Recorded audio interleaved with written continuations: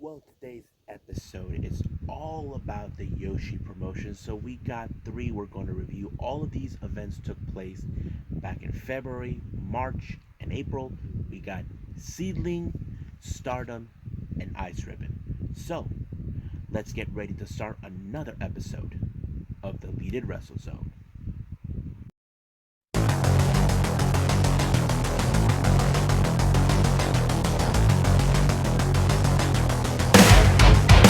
Are you ready?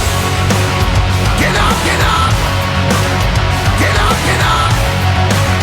Get up, get up! Get up, get up! Get up, get up! Get up, get up!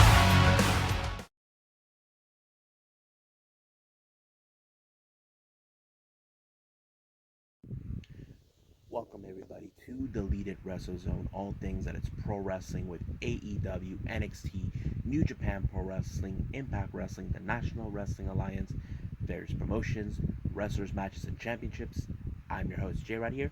So let's begin reviewing a Yoshi promotion. The first one, this one is from SEAdLINNG. This is a promotion that's run by Nanane Takahashi, a former Stardom star. It's been a while since I did one of these reviews. Now, this took place in back in February 26th in Shinkiba, which is one of the most another venue that happens in Tokyo, Japan. This only has four matches, but there were some good ones. I will review that to let you guys know what I think. Now, the first match, it was Riko Kaiju versus Honori Hana. Now, this match was more a bit kind of like brute force a bit, but however, it's been a while since I seen this promotion, but it was alright. I mean, wasn't like good. Like I think the first one kind of threw me off because it wasn't like what I imagined. But however, Honori Hana picked up the victory with an amazing pinfall against Riko Koji. The next match is a high-speed three-way match. Now, if you guys don't know what a high-speed is, it's their versions of the cruiserweight. So we have a triple threat match in that kind of way. The first we have Akari versus Tekla versus Tsukasa Fujimoto. Now, these are women who I've seen. They're mostly freelancers. They bounce from one promotion to the next. Like, for example, I seen Fujimoto and Tekla appear in both Ice Ribbon and this promotion. And I'm not sure about Agorist Girls, but I'll find out when that happens. But practically, this became also a two-on-one type of scenario because Akira and Tekla teamed up. They're two of the only gaijins in this promotion in that made appearances. I don't think they're mostly from the U.S. I think they're from other countries. They mostly been teaming up to take on Fujimoto, but however, Fujimoto was able to pin Tekla in order to win this match, which was surprising for Tekla because she would not imagine. They would have assumed, oh, it's a 3-on-1 type of scenario. No, 2-on-1 type of scenario, sorry. But it worked, she overcome it. Now, do I think this match was good? I felt it didn't have the high speed that I think. When I think of high speed, I think about, Azumi, Masapoi, Starlight Kid, Rio, those types in Stardom. That I don't know if I qualified this as a high speed, but it was very interesting. Now, the next match we have is a tag team match. We got Itsuki Aoki teaming with Rina Yamashita, who I mentioned countless times, who's been with Freedoms, Ice Ribbon, this promotion, and of course Tokyo Yoshi Pro, and made appearances at Got to Move, taking on Kaho Kobayashi and Yoshiko. Now, this match is more aggressive than you imagine. You see, Yoshiko is the kind of person who doesn't give a damn. Now, if you know Yoshiko's history, Yoshiko was part of the dark history in 2015 with Stardom, where there was a shoot scene with a female wrestler named Act, but however, it resulted of her disgracing the promotion. But that's the best part. But one thing I do like in this, Rina Yamashita is the kind of girl who doesn't give an effing about anybody or the world long as she gets to win. Same thing Yoshiko, but they both have something in common. They like to flip people off, even to each other. Now, does this make them friends? The answer is no.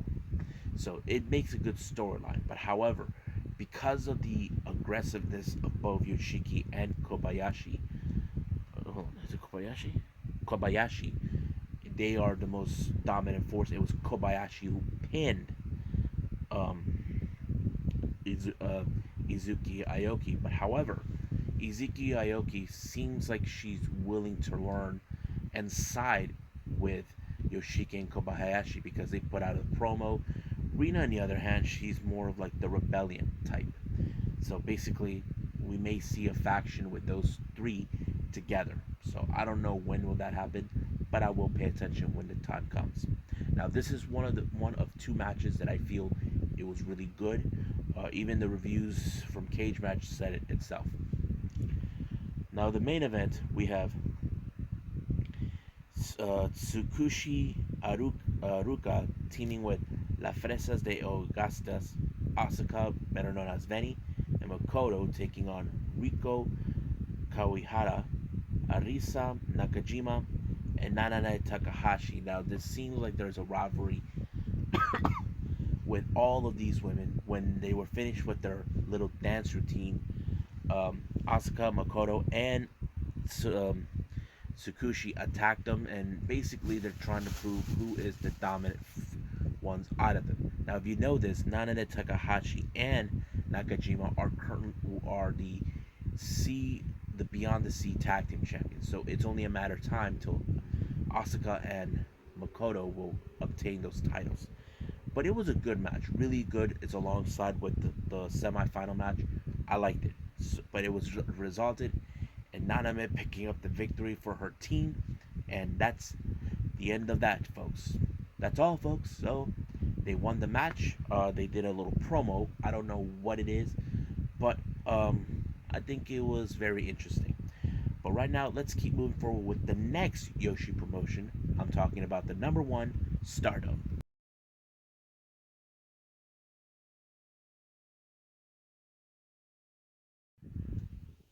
Okay, so this is a Stardom event. This is called the Road to Yokohama Dream Cinderella.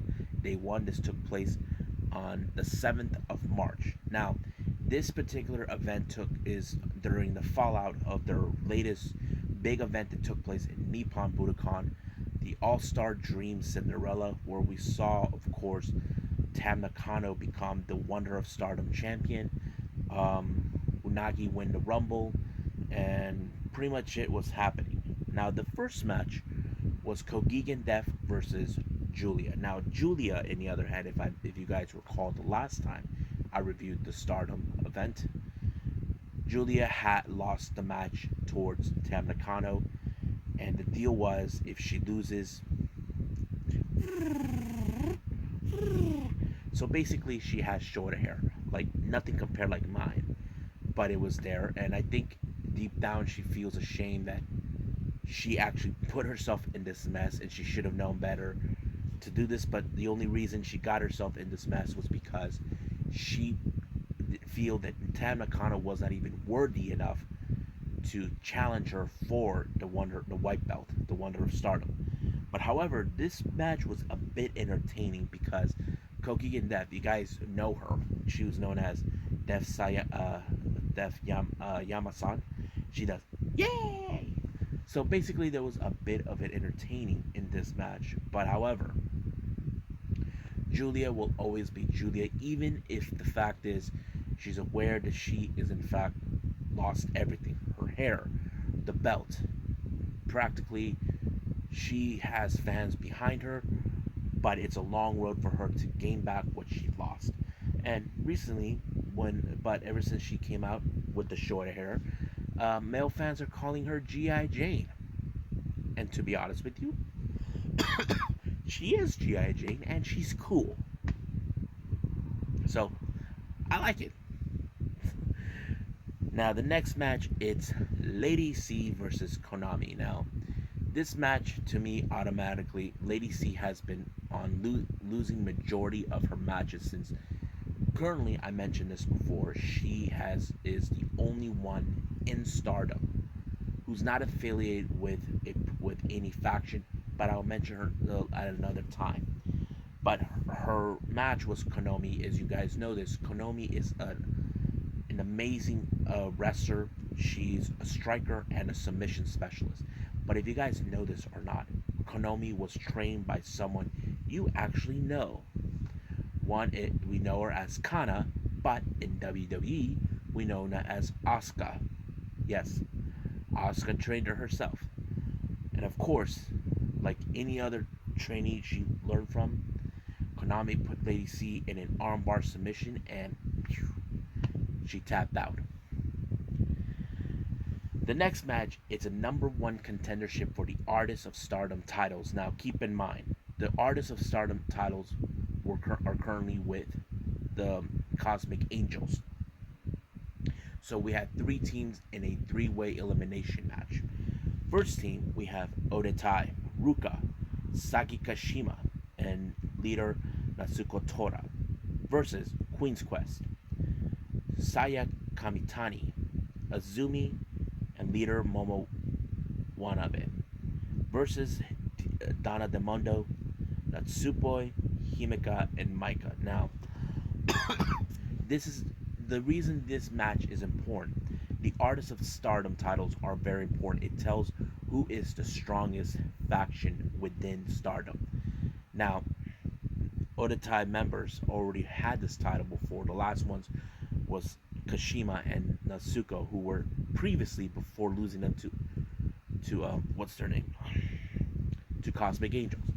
But however, DDM feels that those titles belong to them. As you guys know, Natsupoi is now the new, is the high speed champion who she beat that title for Azumi. Both Himeka and Maika are the goddesses of Stardom champions, so they don't mind adding a little gold. And they had these titles on their right in straight and narrow. But however, they did not win. All thanks to Saya Kamitani, who picked up the victory for her team, and now they become the number one contenders. However, this will not be the last we see of them. The next match is a three-way match between B. Priestley, Sudi, and Utami Hayashida. Now, if you guys recall the last time about this with Stardom, Utami has retained her title against her teammate Saya. Apparently, B. Priestley wants to challenge her for this title, but however, this ended up in a three-way match. Utami actually did and stated she's not good in this type of matches. But however, she did say that this is going to be fun for her. I don't know how much fun, but you can guess. But this match ended in the favor of the top gaijin, B. Priestley, and she won the match. And she believes that this title will go back straight to her, and she'll become a two-time Wonder of Stardom champion, or the Red Belt champion, as they call it. Now we get to the main event, which is the Artists of Stardom titles. Now this was a match that originally was booked months ago. Now the reason this match was postponed, I'll take you back. Back in December, during the Osaka Dream Cinderella, the match between Stars and Cosmic Angels ended was an elimination match. Cosmic Angels were able to retain the titles, but however, they decided to continue on with their feud. Kokigen Death was teamed up with both Mayu Iwatani and Starlight King. However, they decided instead of having Kokigen Death to join them for the second try, they ended up bringing the one person that was with them that beat them previously before that. But the match itself was in fact postponed due to the fact on December 26th, which was a Stardom event, Mina Shirakawa broke her nose in the hands of Julia. So basically, she was out of action for 2 months. But however, the match happened, and it was a really good match where it told a story that Cosmic Angels are not going to be denied, that they are going to prove they are going to be a good faction in Stardom. But Stars are trying to determine to destroy them, but it was in fact Tam Nakano that put Starlight Kid in the Tiger suplex, in the German suplex, and went 1, 2, 3, it's over. However, during the post match, they're self aware that they are going to face Queen's Quest, the winners of the number one contendership, which is Momo Watanabe, Azumi, and Sayaka Mitani. But they set their date on the 26th of March. But because of this, Unagi made plays. As you know, Tam Nakano is a double champion, as the Wonder of Stardom champion, and of course, 1/3 of the Artist of Stardom champions. However, Unagi and Mina Shirakawa made the decision to be the next challengers for the Goddesses of Stardom, which is the tag titles. So it's still unclear when that match was going to take place. I know it did happen, but I will catch up to that, and then I'll let you guys know and review it when that day comes. Right now, I'm going to end it with one more review, and this one is coming from Ice Ribbon.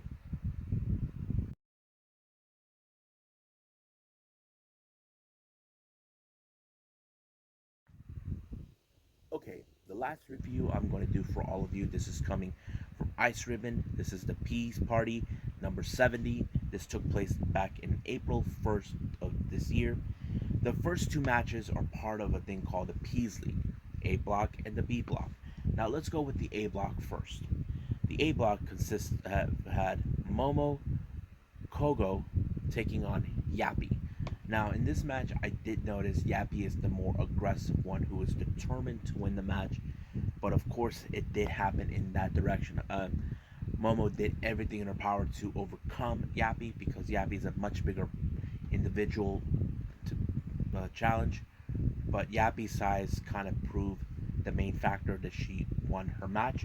So practically, she won this match of this round of the match. Now we go to the B block of Peas League. We have Honori Hana taking on Madeline. Now, I have seen Madeline before, time and time again. The last time I saw her, she was in a match against Kikutaro, and she looked more like a gymnastic type. But this time, she took another interesting role where she is now more like a MMA fighter. But I would not have imagined how this would go. She even put Honori Hana in a armbar to make her tap out, but Hana was not too pleased that she lost in this match. Even if Madeline tried to show respect, I think it's a very disappointing loss for her. And they even tried to break them up. Now, these two matches, I can say I don't know much about the Peas League, but hopefully one day I'll learn more. Now, the next match is a tag team match. We have Yoshino and Totoro Satsuki taking on Zuzu Suzuki and Izuki Aoki. Now, much of this match is a bit of aggressive from both sides, but however, most of the aggressiveness comes from Izuki and Zuzu because they're the two of the strongest competitors winning. But there are times where, of course, they try to separate the much common thread. Totoro. The reason I say this, Totoro also has a bigger heavy set, similar to Yappy, but however, they knew that Yuki Mashino is resilient. So basically, get rid of the much bigger threat, which is Totoro. But of course, they soon realized they cannot get rid of her, so they actually pinned instead Yuki Noshino, who seemed they believe is the weaker link. Now the main event, we have Matsuya Uno and Rina Shingaki taking on Tekla and Tsukushi Aruka. This is another good match that you probably would like. Basically, Uno and Shigaki are both part of the faction known as Joint Army. But Tekla and Aruka, on the other hand, are two of the most biggest competitors in the business. Aruka, who's a freelancer, so is Tekla, but it was a good match. It was in fact Tekla who made the pinfall onto um, Uno and made it great. But however, it appears that both Joint Army members are not too pleased with the loss. But however, this is going to be another feud that I may want to witness when I see it again. Well, I hope you guys enjoyed me reviewing these events that took place a couple months ago. I know it's late, but it's never too late to review these events because I'm becoming a big fan of the Japanese wrestling this much. I'm becoming addicted to it. But I will continue to watch more. There are more another Yoshi promotion episode reviews. I will do it at another later time. Going to soon, possibly Saturday. I'm not 100% sure because tomorrow I know we have NXT UK and Impact Wrestling. I may throw in another Japanese promotion, which is either from any promotion I can get. I'll figure out which one will be worthy enough to be reviewed. Friday, I know we got, of course, AEW Dynamite, 205 Live, and of course, New Japan Strong. But there will be other stuff that I will be reviewing and other things that I will be talking and also be preparing for the next podcast episode. It's going to be an interesting one where I'll be talking about Mickey James, about um, her big announcement about the all female pay per view that's taking place in August. And there's pretty much more that I will throw into that. So if you guys are happy on my podcast, it's J DWZ podcast with J Rod. So you can see me in other locations. Hold on, let me put out my phone that way because it has which platforms are, of course. Hold on a second. Which of distribution platforms I have? You can find me on Apple Podcast, Google Podcast, Spotify, Breaker, Overcast, Pocket Cast, Radio Public, and I think that's pretty much it. So if you guys can follow me on there, there'll be some interesting topics I'll be throwing in. I may not put this here on the channel because I have too much that I want to review. Basically, I use the YouTube as a review point, and if there's stuff that I want to talk about that I'm hardly able to throw in, I'll do that here whenever an opportunity arises.